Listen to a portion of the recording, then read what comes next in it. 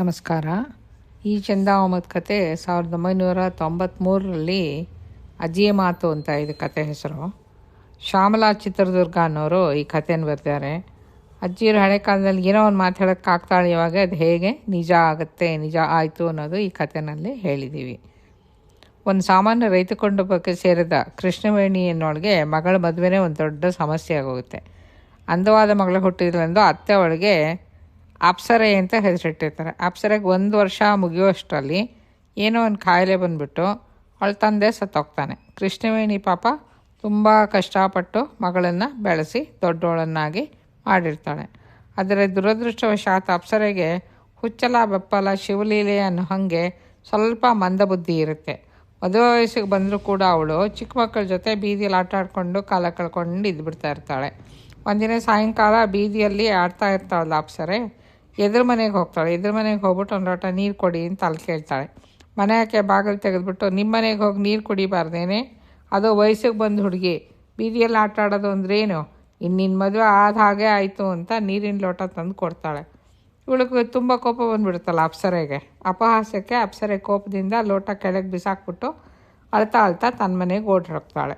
ಓಡೋದ್ರೆ ಅವ್ರ ಅಜ್ಜಿ ಮಂಚದ ಮೇಲೆ ಕೂತಿರ್ತಾರಲ್ಲ, ಅಜ್ಜಿ ಸಮಾಧಾನ ಮಾಡ್ತಾರೆ.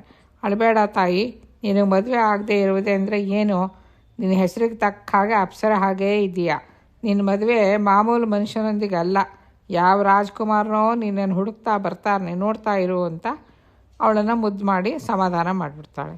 ಒಂದು ರಾತ್ರಿ ನೀರು ಕುಡಿಯಲು ನಿದ್ದೆಯಿಂದ ಇದ್ದ ಕೃಷ್ಣವೇಣಿಗೆ ಕಿಟಕಿ ಹತ್ರ ಕತ್ಲಲ್ಲಿ ಮಗಳು ಕೂತ್ಕೊಂಡು ಆಚೆ ನೋಡ್ತಾ ಇರೋದು ಕಾಣಿಸುತ್ತೆ.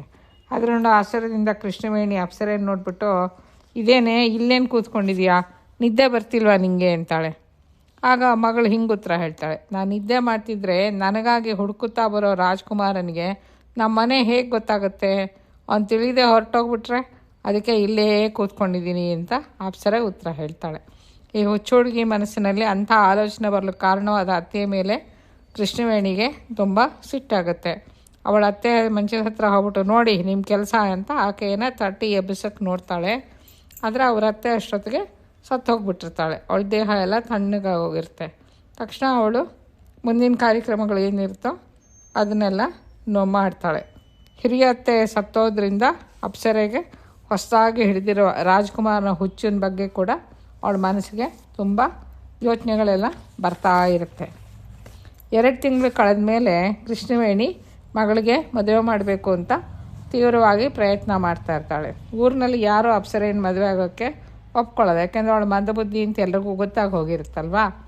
ಬೇರೆ ಊರಿನಿಂದ ಒಬ್ಬ ಹುಡುಗನ್ನ ಇವನು ಮದುವೆ ದಲ್ಲಾಳಿ ಮೂಲಕ ಕಳಿಸ್ತಾಳೆ. ಹುಡುಗ ಕುರೂಪಿ, ಮಾಲ್ಗಣ್ಣು, ಹುಡುಗಿ ಹುಚ್ಚಿ ಆಗಿದ್ರೂ ನಮ್ಮ ಮನೆಗೆ ಮದುವೆ ಆದರೆ ಸಾಕಪ್ಪ ಅಂತ ಆ ಹುಡುಗನ ತಾಯಿ ಈ ಹುಡುಗಿನ ನೋಡೋದಕ್ಕೆ ಬಂದಿರ್ತಾಳೆ.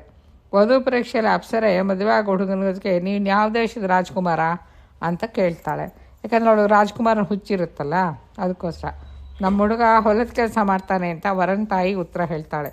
ಹೆಸರಿನಲ್ಲಿ ಕೆಲಸ ಮಾಡೋ ಒಂದು ಸಂಗಡ ನನ್ನ ಮದುವೆನ, ಛೀ ನನಗಾಗಿ ಯಾರೋ ರಾಜ್ಕುಮಾರನೇ ಬರ್ತಾನೆ ಅಂತ ಕೋಪದಿಂದ ಹೇಳಿಬಿಟ್ಟು ಅಪ್ಸರೆ ಒಳಗಡೆ ಎದ್ದು ಹೊರಟೋಗ್ತಾಳೆ.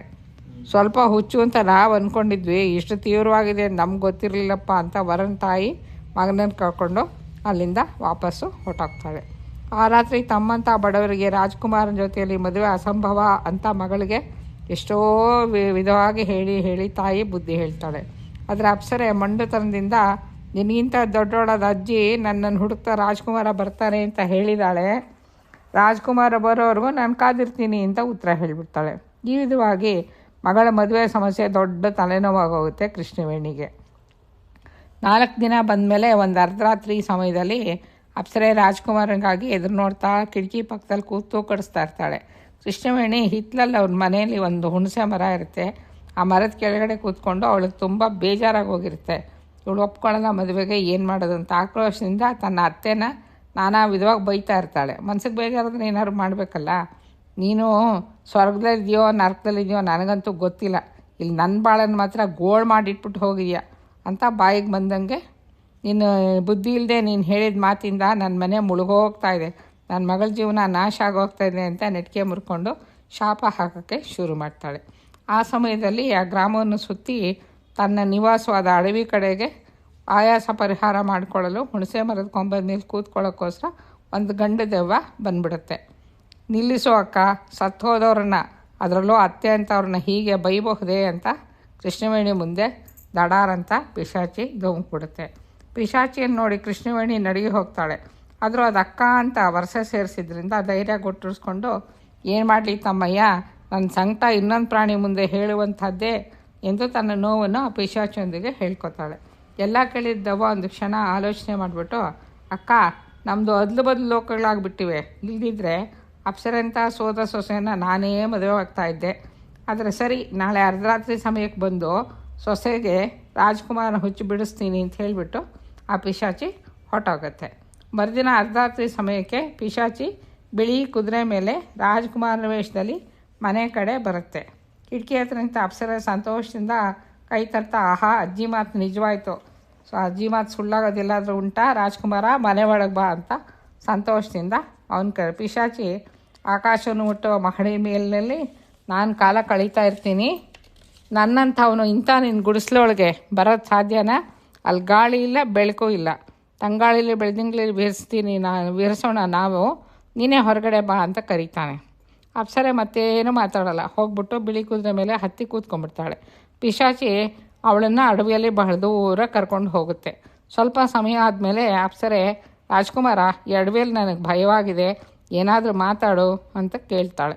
ಮಾತನಾಡಲು ಏನಿದೆ ಎಂದು ಪಿಶಾಚಿ ತಲೆ ಕೆರೆದುಕೊಳ್ಳಲು ಹೋಗಿ, ಅದು ರಾಜ್ಕುಮಾರನ ಲಕ್ಷಣ ಅಲ್ಲ, ಹಾಗೆಲ್ಲ ಮಾಡ್ಕೋಬಾರ್ದು ಅಂತ ಆಮೇಲೆ ಸುಧಾರಿಸ್ಕೊಂಡು ಹೇಳುತ್ತೆ. ಅತಿ ಚಿಕ್ಕ ವಿಷಯ, ನಿನ್ನೆ ದಿನ ನಮ್ಮ ಅಣ್ಣನಿಗೆ ವಿಷ ಪ್ರಯೋಗ ಮಾಡಿಸಿದ್ದೀನಿ ಅಂತಾನೆ. ಏಕೆ ಅಂತ ಕೇಳ್ತಾಳೆ ಇವಳು. ಪಿಶಾಚಿ ವಿಕಟವಾಗಿ ನಕ್ಕು, ನಮ್ಮ ಬದುಕಿನಲ್ಲಿ ನಮ್ಮ ಅಣ್ಣ ಬದುಕಿದ್ರೆ ನನಗೆ ಸಿಂಹಾಸನ ದಕ್ಕೋದಿಲ್ಲ ಅಲ್ವೇ ಅಂತ ಉತ್ತರ ಹೇಳ್ತಾನೆ. ಹಾಗೇನು ಆದರೂ ಅದು ಪಾಪ ಅಲ್ವಾ ನೀವು ಮಾಡಿದ ಕೆಲಸ? ಪಾಪ ಪುಣ್ಯಗಳು ರಾಜ್ಕುಮಾರ್ ಸುದ್ದಿಗೆ ಬರೋದಿಲ್ಲ. 2-3 ದಿನಗಳಲ್ಲಿ ನಮ್ಮ ಮುದಿ ತಂದೆ ಕೂಡ ನಾನು ಪರಲೋಕಕ್ಕೆ ಪ್ರಯಾಣ ಮಾಡಿಸ್ಬಿಡ್ತೀನಿ. 1 ತಿಂಗಳು ಮುಗಿಯುವಷ್ಟರಲ್ಲಿ ರಾಜನಾಗಿ ಚತುರಂಗ ಬಲೆಗಳಿಂದ ಪಕ್ಕದ ರಾಜ್ಯ ಮೇಲೆ ದಾಳಿ ಮಾಡಿ ಆ ರಾಜ್ಯ ಆಕ್ರಮಿಸ್ಕೊಂಡು ರಾಜ್ಯದ ರಾಜ್ಕುಮಾರಿನ ಸೆರೆ ಹಿಡಿದುಬಿಡ್ತೀನಿ ಅಂತ ಪಿಶಾಚಿ ನಗ್ತಾ ಹೇಳುತ್ತೆ. ರಾಜ್ಯದ ಸಿಂಹಾಸನದ ಮೇಲೆ ಆಸೆ ಇದ್ದರೆ ಪಾಪಭೀತಿ ಬರೋದಿಲ್ಲ, ಎಂಥ ಕೆಲಸ ಮಾಡೋಕ್ಕೂ ಅವರು ಸಿದ್ಧವಾಗಿರ್ತಾರೆ ಅಂತ ಆಕರ್ಷಣೀಯವಾಗಿ ಕಾಣುವ ರಾಜ್ಕುಮಾರ್ ರಾಕ್ಷಸ ಮನೋಭಾವ ಇವಳಿಗೆ ಗೊತ್ತಾಗಲಿ ಅಂತ ಆ ಪಿಶಾಚಿ ಈ ಥರ ಅವಳಿಗೆ ಹೇಳ್ತಾ ಇರುತ್ತೆ. ಆದರೆ ಅಪ್ಸರೆ ಯಾವ ಪ್ರತಿಕ್ರಿಯೆಯೂ ತೋರಿಸಲ್ಲ. ಒಂದು ಕ್ಷಣದ ನಂತರ ಪಿಶಾಚಿ ಹಠಾತ್ತಾಗಿ ಅಪ್ಸರೆಯನ್ನು ಕೆಳಗಿಳಿಸ್ಬಿಡುತ್ತೆ.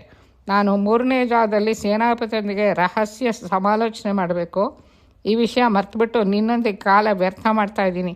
ಸರಿ, ನಾನಿನ್ನು ಹೋಗ್ತೀನಿ ಅಂತ ಹೇಳ್ಬಿಟ್ಟು ಪಿಶಾಚಿ ಹೊರಟೋಗತ್ತೆ. ಅಪ್ಸರೆ ಹೆದರ್ಕೊಂಡು ಅರ್ಧರಾತ್ರಿ ಸಮಯದಲ್ಲಿ ಕಾಡಿನ ನಡುವೆ ಹೆಣ್ಣು ಹುಡುಗಿ ಒಬ್ಬಳನ್ನೇ ಬಿಟ್ಬಿಟ್ಟು ಹೋಗ್ತೀಯಾ ನೀನು? ಯಾವ ಸಿಂಹನೋ ಹುಲಿನೋ ಬಂದು ನಾನು ನುಂಗ್ಬಿಟ್ರೆ ಏನು ಮಾಡಲಿ ಅಂತ ಕೇಳ್ತಾಳೆ. ನುಂಗಿದ್ರೆ ನುಂಗ್ಲಿ, ನನಗೇನೋ, ನಾನು ರಾಜ್ಕುಮಾರ. ಕೋರಿ ಕರೆದ್ರೆ ಕೋಟಿ ಜನ ಹುಡುಗಿಯರು ಕೋಟೆ ಬಾಗಿಲಲ್ಲಿ ಸಾಲಾಗಿ ನಿಲ್ತಾರೆ, ನೀನವಳನ್ನ ಲೆಕ್ಕನ ಅಂತ ಹೀಯಾಳಿಸ್ಬಿಟ್ಟು ನಕ್ಬಿಟ್ಟು ಪಿಶಾಚಿ ಹೊರಟೋಗತ್ತೆ. ಅಪ್ಸರೆ ದೊಡ್ಡದಾಗಿ ಅಳುತ್ತಾ ಒಂದು ಮರದ ಕೆಳಗಡೆ ಕೂತ್ಕೊತಾಳೆ. ಆಗ ಒಬ್ಬ ಯುವಕ ಕುದುರೆ ಮೇಲೆ ಅಲ್ಲಿಗೆ ಬರ್ತಾನೆ. ಯಾರದು? ಇಂಥ ಅರ್ಧರಾತ್ರಿಯಲ್ಲಿ ಈ ಕಣ್ಣು ಕಾಣದ ಕಗ್ಗತ್ತಲ ಕಾಡಿನಲ್ಲಿ ಇರೋದು ಇರುವೆಗಳೆಲ್ಲ ಇರೋ ಕಡೆ ಒಬ್ಬಳೇ ಕೂತ್ಕೊಂಡು ಯಾಕೆ ಅಳ್ತಿದ್ಯಾ ಅಂತ ಯಾರೋ ಒಬ್ಬ ಯುವಕ ಬಂದು ಕೇಳ್ತಾನೆ. ನಾನು ಅಪ್ಸರೆ ಅಂತ ಅವಳು ಉತ್ತರ ಹೇಳ್ತಾಳೆ. ಆ ಉತ್ತರ ಕೇಳಿದ ತಕ್ಷಣ ಆ ಯುವಕ ಕುದುರೆಯಿಂದ ಒಂದೇ ಸಲ ಧುಮುಕ್ಬಿಟ್ಟು, ಆಹಾ, ಎಂಥ ಅದೃಷ್ಟ, ನನ್ನ 1.5 ವರ್ಷದ ಅನ್ವೇಷಣೆ ಈ ರಾತ್ರಿ ಸಮಯ ಅಡವಿಯಲ್ಲಿ ನನಗೆ ಫಲ ಕೊಡ್ತು. ಕುದುರೆ ಹತ್ತು ಕೋಟೆಗೆ ಹೋಗೋಣ, ಇನ್ನೇನು ನಮ್ಮ ಮದುವೆನೇ ಅಂತ ಆನಂದದಿಂದ ಅವಳನ್ನು ಕುದುರೆ ಮೇಲೆ ಕೂಡಿಸ್ಕೊಂಡು ಹತ್ತಿಸ್ಕೊಂಡ್ಬಿಡ್ತಾನೆ. ಅಪ್ಸರೆ ಒಂದು ಕಡೆ ಅನುಮಾನದ ನೋಡ್ತಾ ಅಜ್ಜಿ ಮಾತು ಫಲಿಸಂತೆ ಐತೆ, ನೀನು ಯಾರು, ರಾಜ್ಕುಮಾರನ ಅಂತ ಕೇಳ್ತಾಳೆ. ಬರೀ ರಾಜ್ಕುಮಾರ ಅಲ್ಲ, ಮಹಾರಾಜರ ಕುಮಾರ ನಾನು. ಅನಗತ್ಯವಾಗಿ ಆಲಸ್ಯ ಮಾಡಬೇಡ, ಹತ್ತು ಕುದುರೆಯನ್ನು ಅಂತ ಹೇಳ್ತಾನೆ ಆ ಯುವಕ. ಅಪ್ಸರೆ ಮದಾನದಿಂದ ಕುದುರೆ ಹತ್ತು ಕೂತ್ಕೊತಾಳೆ. ಮರುದಿನ ಬೆಳಿಗ್ಗೆ ಕೃಷ್ಣವೇಣಿ ಅಪ್ಸರೆಗಾಗಿ ಕಳವಳದಿಂದ ಎದುರು ನೋಡ್ತಾ ಇರ್ತಾಳೆ. ರಾಜಭಟ್ರು ಒಂದು ಪಲ್ಲಕ್ಕಿ ತಗೊಂಡು ಅವಳನ್ನು ಅರಮನೆಗೆ ಕರ್ಕೊಂಡು ಹೋಗ್ತಾರೆ. ಅಲ್ಲಿ ಮಹಾರಾಣಿ ಸ್ವತಃ ಅವಳ ಎದುರಿಗೆ ಬಂದು, ಬನ್ನಿ ಅತ್ತಿಗೆಯವರೇ, ಮದುವೆ ಕೆಲಸಗಳ ಗಡಿಬಿಡಿಯಲ್ಲಿ ನಿಮ್ಮ ಮನೆಗೆ ಬರಲು ಆಗಲಿಲ್ಲ, ಕ್ಷಮಿಸಬೇಕು ಅಂತ ಕೈ ಹಿಡ್ಕೊತಾಳೆ. ನಡೆಯುತ್ತಿರೋದೆಲ್ಲ ಕನಸಿನಂತೆ ಕಾಣಿಸುತ್ತೆ ಕೃಷ್ಣವೇಣಿಗೆ. ಇದನ್ನು ಗಮನಿಸಿದ ಮಹಾರಾಣಿ ಹೇಳ್ತಾಳೆ, ಅತಿಯವರೇ, ಇದೆಲ್ಲ ನಿಮಗೆ ವಿಚಿತ್ರವಾಗಿ ಕಾಣಿಸ್ತಿರಬೇಕು. ಅದರಿಂದ ವಿಷಯ ಏನೆಂದು ನಿಮಗೆ ಸ್ವಲ್ಪ ವಿವರವಾಗಿ ಹೇಳಬೇಕಾದ್ದು ನನ್ನ ಕರ್ತವ್ಯ. ನನ್ನ ಹಿರಿಯ ಮಗ ವಿಜಯನು ಸ್ವಲ್ಪ ಮಂದಬುದ್ಧಿಯ ಬೆಪ್ಪು ಹುಡುಗ. ಎರಡನೇ ಮಗ ಜಯನು ತುಂಬ ಬುದ್ಧಿವಂತ, ಜಾಣ ಹುಡುಗ. ಒಂದು ಸಲ ಕೆಲವು ರಾಜ್ಕುಮಾರರು ನಗರಕ್ಕೆ ಬಂದರು. ಅವರು ವಿಜಯನ ರೀತಿಯನ್ನು ನೋಡಿ, ನಿನ್ನನ್ನು ಯಾವ ದೇಶದ ರಾಜ್ಕುಮಾರಿನೂ ಮದುವೆ ಮಾಡ್ಕೊಳ್ಳಲ್ಲ, ಅಂತಃಪುರದಲ್ಲಿರೋ ಯಾವುದಾದ್ರೂ ಪರಿಚಾರಕೆ ಜೊತೆಗೆ ನಿನ್ನ ಮದುವೆ ಆಗುತ್ತೆ ಅಷ್ಟೇ ಅಂತ ಹಾಸ್ಯ ಮಾಡಿಬಿಟ್ಟು ಹೊಟ್ಟೋದ್ರು. ಇದನ್ನು ಕೇಳಿದ ಮೇಲೆ ಕಣ್ಣೀರಿನ ಜೊತೆಗೆ ವಿಜಯನನ್ನು ನೋಡಿ ನಮ್ಮ ಅತ್ತೆಯವರು ಮುದ್ದು ಮಾಡ್ತಾ ನೀ ಚಿಂತೆ ಮಾಡಬೇಡ ಮಗು, ಆ ರಾಜ್ಕುಮಾರರು ಎಲ್ಲರೂ ಸಾಧಾರಣ ರಾಜ್ಕುಮಾರನ ಮದುವೆ ಮಾಡ್ಕೋತಾರೆ, ನೀನು ಹಾಗಲ್ಲ, ನಿನ್ನ ಮದುವೆ ಮಾತ್ರ ಅಪ್ಸರೆ ಜೊತೆನೇ ನಡೆಯುತ್ತೆ ಅಂತ ಹೇಳಿಬಿಟ್ಟು ಅವ್ನ ಕಣ್ಣೀರು ಸವರಿ ಸಮಾಧಾನ ಮಾಡಿಬಿಟ್ರು. ಆ ದಿನದಿಂದ ನನ್ನ ಮಗ ಅಪ್ಸರೆ ಅನ್ವೇಷಣೆ ಆರಂಭಿಸ್ದ.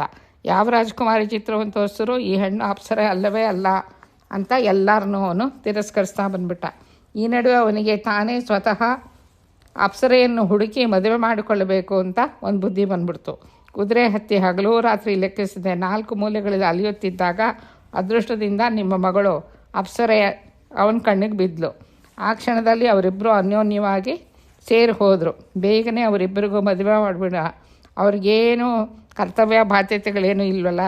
ರಾಜ್ಕುಮಾರಿಗೇನಿರುತ್ತೆ, ಸುಖವಾಗಿ ಕಾಲ ಕಳೆದು ಉಲ್ಲಾಸವಾಗಿ ಉದ್ಯಾನದಲ್ಲಿ ವಿಹರಿಸ್ಕೊಂಡಿರಲಿ ಅಂತ ಮಹಾರಾಣಿ ಹೇಳ್ತಾಳೆ. ಮಹಾರಾಣಿ ಹೇಳಿದ್ದನ್ನು ಕೇಳಿದ ಕೃಷ್ಣವೇಣಿಗೆ ಪರಮಾನಂದ ಆಗೋಗುತ್ತೆ. ಅತಿಯವರೇ, ಸುಮ್ಮನಿರಲಾರ್ದೆ ನಾವು ಏನೇನೋ ಪ್ರಯತ್ನಗಳು ಮಾಡುತ್ತೇವೆ ವಿನಃ ಬ್ರಹ್ಮನ ಬರಹ ತಪ್ಪಿಸಲು ಸಾಧ್ಯವೇ? ನಾವು ಅಪ್ಸರೆ ವಿಷಯದಲ್ಲಿ ಅವಳ ಅಜ್ಜಿಯ ಮಾತು ಸಹ ಅಮೋಘವಾಗಿ ಕೆಲಸ ಮಾಡಿದೆ ಅಂತ ಹೇಳ್ತಾಳೆ.